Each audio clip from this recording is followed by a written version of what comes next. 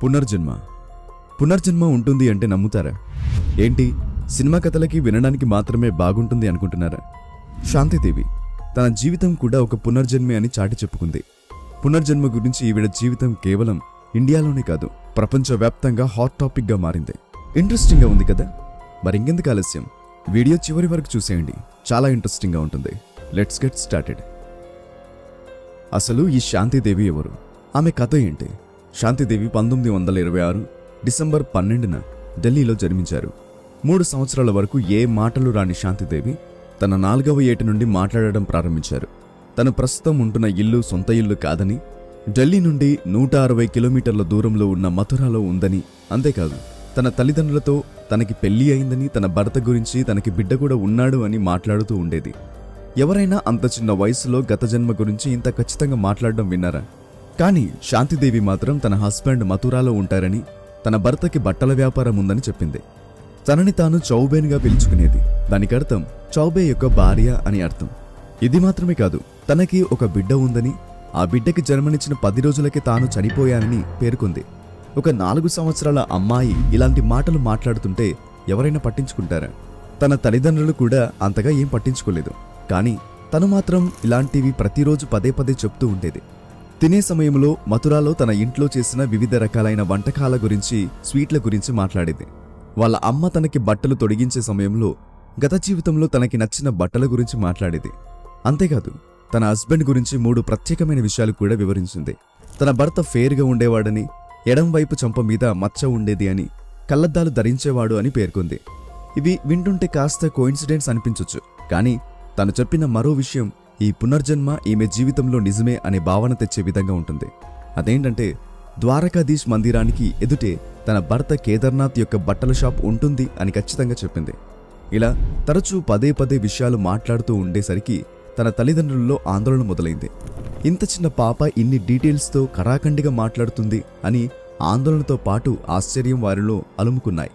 శాంతిదేవి స్కూల్లో కూడా ఇలానే తరచూ మాట్లాడుతూ ఉండటం చూసిన తన హెడ్ మాస్టర్ ఈ విషయం గురించి పరిశోధించాలి అనుకుని మథురాలో శాంతిదేవి చెప్పిన విధంగా అన్వేషించారు. Guess what? ఆశ్చర్యకరంగా శాంతిదేవి తెలిపిన విధంగా కేదార్నాథ్ చౌబే అనే ఒక బిజినెస్ మ్యాన్ని కనుగొన్నాడు. తన భార్య పేరు లుగ్డీదేవి 9 ఏళ్ల క్రితం మగ శిశువుకు జన్మనిచ్చిన 10 రోజులకి చనిపోయినట్లు తెలుసుకున్నాడు. అంతేకాదు ఈ వ్యాపారికి శాంతిదేవి చెప్పిన విధంగా 3 ప్రత్యేకమైన గుర్తులు ఈయనలో ఉన్నాయి. ఇదంతా గ్రహించిన హెడ్ మాస్టర్ కేదార్నాథ్ చౌబేని శాంతిదేవితో మాట్లాడించాలి అని అనుకున్నాడు. అయితే ఇక్కడ ఒక ట్విస్ట్. కేదార్నాథ్ తన పెద్దన్న రూపంలో శాంతిదేవిని కలవాలి అనుకున్నాడు. కానీ మన స్మార్ట్ శాంతిదేవి కేదార్నాథ్ని చూడగానే తన భర్తే అని గుర్తుపట్టేసింది. పక్కనే ఉన్న తన కొడుకుని కూడా గుర్తుపట్టింది. వారిద్దరిని కలిశాక శిశువు పుట్టినప్పటి నుండి తాను చనిపోయే వరకు ఏం జరిగింది అని అంతా వివరించింది. తనకి జరిగిన అన్ని సర్జరీల గురించి వివరంగా చెప్పింది. ఇంత చిన్న పాప ఎన్ని కాంప్లికేటెడ్ సర్జరీస్ గురించి వివరంగా చెప్పడం విని అందరూ ఆశ్చర్యానికి గురయ్యారు.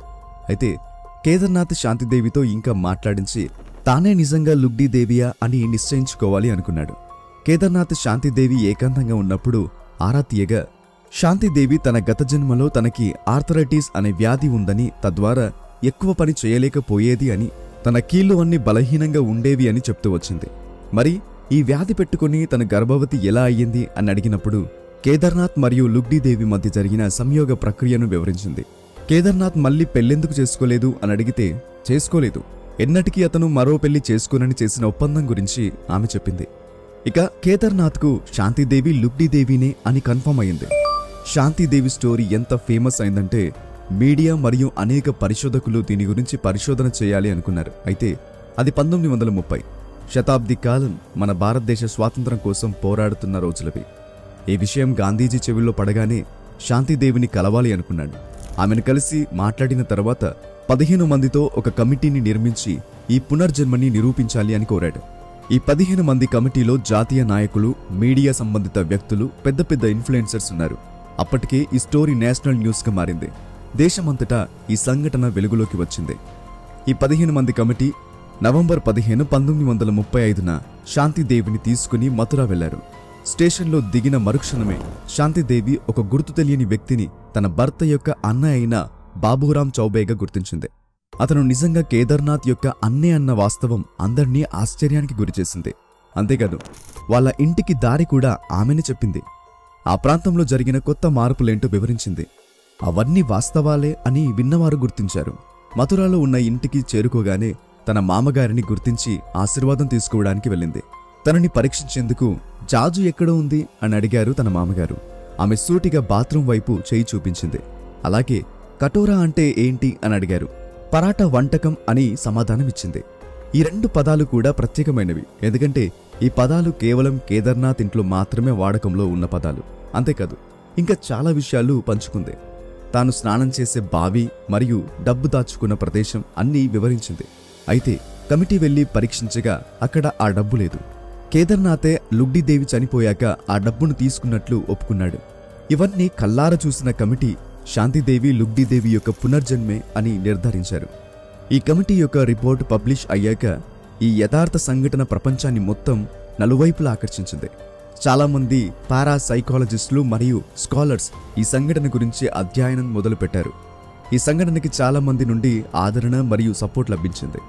ఒక ప్రముఖ పరిశోధకుడు అయిన స్టీవెన్సన్ శాంతిదేవి యొక్క కథ నిజమేనని సమర్థించాడు. ఒక విమర్శకుడు స్టూవర్ట్ లోనర్ స్టాండ్ ఈ కథను విని ఫేక్ అని ప్రస్తావించాడు. కానీ తర్వాత జరిగిన అధ్యయనం ఆధారంగా ఈ కథ నిజమేనని తను స్వయంగా ఒప్పుకున్నాడు. ఇదంతా వింటుంటే పునర్జన్మ ఉంటుంది అనే భావన ఖచ్చితంగా కలుగుతుంది. అయితే ఈ వీడియో ద్వారా పునర్జన్మ ఉంది లేదా పునర్జన్మ లేదు అని చెప్పడం మా ఉద్దేశం కాదు. నిజానికి పునర్జన్మ ఉన్నా లేదా పునర్జన్మ లేకపోయినా దాదాపుగా 100 సంవత్సరాల క్రితం జరిగిన ఒక యథార్థ సంఘటనను మీ ముందు ఉంచడమే ఈ వీడియో యొక్క ఉద్దేశం. శాంతిదేవి యొక్క పునర్జన్మ స్టోరీ పైన మీ అభిప్రాయం ఏంటి? శాంతిదేవి స్టోరీ విన్నాక మీ ఆలోచనలు ఏంటి అని కింద కామెంట్ బాక్స్లో మాతో పంచుకోండి. ఇలాంటి మరెన్నో ఇంట్రెస్టింగ్ వీడియోస్ కోసం ఈ ఛానల్ని ఇప్పుడే సబ్స్క్రైబ్ చేసుకోండి. మరొక ఇంట్రెస్టింగ్ టాపిక్తో నెక్స్ట్ వీడియోలో కలుద్దాం. Thank you for watching.